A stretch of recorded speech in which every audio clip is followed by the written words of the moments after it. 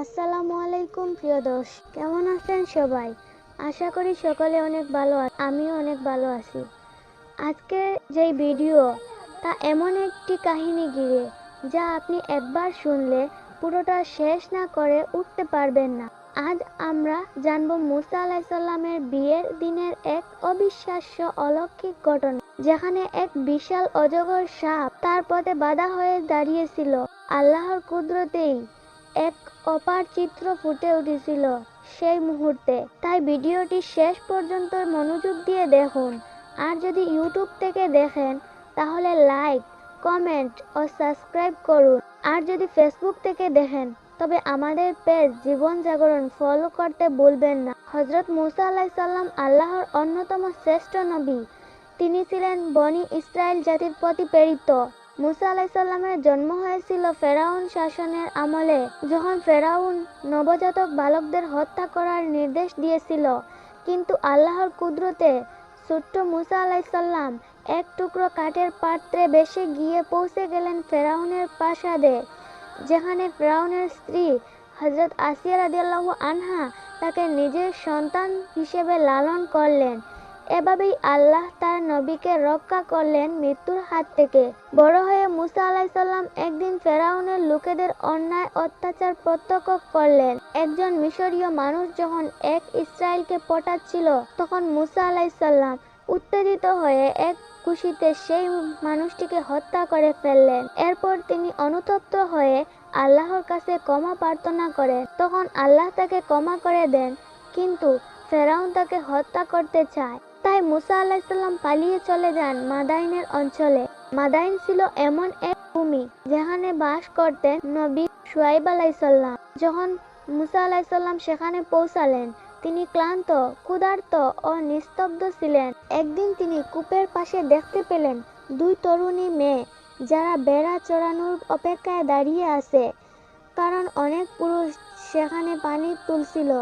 মুসা আলাইহিস সালাম তাদের কাছে গিয়ে বিনয়ের সঙ্গে জিজ্ঞেস করলেন, তোমরা কেন দাঁড়িয়ে আছো? তারা বলল, আমরা অপেক্ষা করছি ততক্ষণ এই পুরুষটা চলে যাওয়ার, কারণ আমরা পুরুষদের সঙ্গে মিশতে লজ্জা পাই। মুসা আলাইহিস সালাম তখন নিজে পানি তুললেন এবং তাদের পশুগুলোর পান করালেন।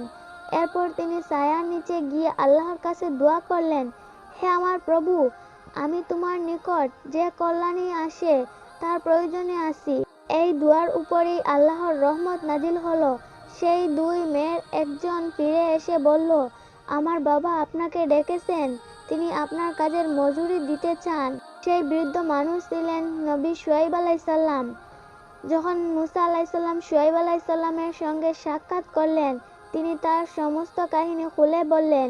হযরত শুআয়ব আলাইহিস সালাম বললেন, ভয় পেও না, তুমি এখন নিরাপদ। এরপর তিনি তার মেয়েদের একজনের কথা ভাবলেন, যে মুসা আলাইহিস সালামের চরিত্র ও বিনয়ী দেখে মুগ্ধ হয়েছিল। তিনি বললেন, আমি আমার এই দুই মেয়ের একজনকে তোমার সঙ্গে বিবাহ দিতে চাই। শর্ত এই যে তুমি 8 বছর আমার কাছে কাজ করবে। মুসা আলাইহিস সালাম প্রস্তাবটি গ্রহণ করলেন। তিনি আল্লাহর সন্তুষ্টির জন্য এই চুক্তিতে রাজি হলেন এবং কয়েক বছর পর সেই মেয়েকে বিয়ে করলেন। সেই দিন ছিল মুসা আলাইহিস সালামের বিয়ের দিন। মাদাইনের মানুষরা আনন্দে মেতে উঠেছিল। আল্লাহর নবী শুআয়ব আলাইহিস সালাম নিজ হাতে এই নিকাহ সম্পূর্ণ করলেন। বিয়ের পর নববধূকে একটি কাফেলা চড়িয়ে নিয়ে যাওয়া হয়েছিল স্বামীর ঘরে। তাকে একটি কাফেলার পালকে বসানো হয়েছিল এবং কয়েকজন মানুষ সেই পালক বহন করছিল। কিন্তু হঠাৎ ঘটল এক আশ্চর্যজনক ঘটনা। পথের মধ্যে এক বিশাল অজগর সাপ উঠে এলো তাদের সামনে। মুখ থেকে আগুনের মতো বিষ বের হচ্ছিল। সবাই চিৎকার করে বলল, হে মুসা, তোমার নববধূর পথ বোধ করেছে এক ভয়ানক অজগর। তখন মুসা আলাইহিস সালাম শান্তভাবে বললেন, ভয় পেও না। তিনি তার হাতে থাকা লাঠি তুলে ধরলেন যেটি ছিল তার নবুয়তের প্রতীক। সেই মুহূর্তে তিনি আল্লাহর নামে সেটির সামনে নিক্ষেপ করলেন। সঙ্গে সঙ্গে সেই লাঠি বিশাল এক সাপে পরিণত হলো। এমন এক সাপ যা সেই অজগরকে মুহূর্তে গ্রাস করে ফেলল। সকল মানুষ হতবাক হয়ে গেল। তারা বলল, এ তো আল্লাহর অলৌকিক ক্ষমতার নিদর্শন। মুসা আলাইহিস সালাম বললেন, এই লাঠি আল্লাহ আমাকে দিয়েছেন, এর মাধ্যমে আমি ফেরাউনের অত্যাচারের বিরুদ্ধে দাঁড়াবো। এই অলৌকিক ঘটনার মাধ্যমে আমরা নবীর মর্যাদা মানুষের সামনে প্রকাশ করলেন। এই অলৌকিক ঘটনার মাধ্যমেই আল্লাহ নবীর মর্যাদা মানুষের সামনে প্রকাশ করলেন। এই ঘটনা থেকে আমরা কয়েকটি গুরুত্বপূর্ণ শিক্ষা পাই। ১. আল্লাহর সাহায্য সর্বদা তার বান্দার সঙ্গে থাকে। যখন কেউ সম্পূর্ণ ভরসা রাখে আল্লাহর উপর, তখন আল্লাহ তাকে এমনভাবে সাহায্য করেন যা কল্পনারও বাহিরে। ২. ধৈর্য ও ন্যায়পরায়ণতা মানুষকে মহান করে তোলে। মুসা আলাইহিস সালাম কখনো অন্যায়ের পাশে দাঁড়াননি। তিনি সব সময় সত্যের পথে থেকেছেন। তাই আল্লাহ তাকে নবুয়ত দান করেছেন। নবীর প্রতি সম্মান ও সহানুভূতি আল্লাহর প্রিয়। মুসা আলাইহিস সালাম যখন মাদাইনের 2 মেয়েকে সাহায্য করেছিলেন, তখনই তার জীবনের পরিবর্তন শুরু হয়। এটা আমাদের শেখায় যে অল্প একটি ভালো কাজও আল্লাহর নিকট অনেক বড় হয়ে যায়। 4. আল্লাহর কুদরতে অসম্ভব কিছু নেই। একটি লাঠিকে বিশাল সাপে পরিণত করা আল্লাহর ইচ্ছাই প্রতিফলন। প্রিয় দর্শক, মুসা আলাইহিস সালামের কাহিনী শুধু ইতিহাস নয়, বরং এটি ঈমান, ধৈর্য ও আল্লাহর উপর নির্ভরতার এক জীবন্ত দৃষ্টান্ত। যে ব্যক্তি আল্লাহর পথে চলে, তার পথে যত বাধাই আসুক, আল্লাহ সেই বাধা নিজ হাতে সরিয়ে দেন। তাই আজ আমরা নিজের জীবনের দিকে তাকাই। আমাদের পথেও নানা সাপ আছে, অর্থাৎ ভয়, কষ্ট, বিপদ, দুশ্চিন্তা। যদি আমরা হযরত মুসা আলাইহিস সালাম এর মতো আল্লাহর উপর ভরসা রাখতে পারি, তবে সেগুলোর সমাধান হবে ইনশাআল্লাহ।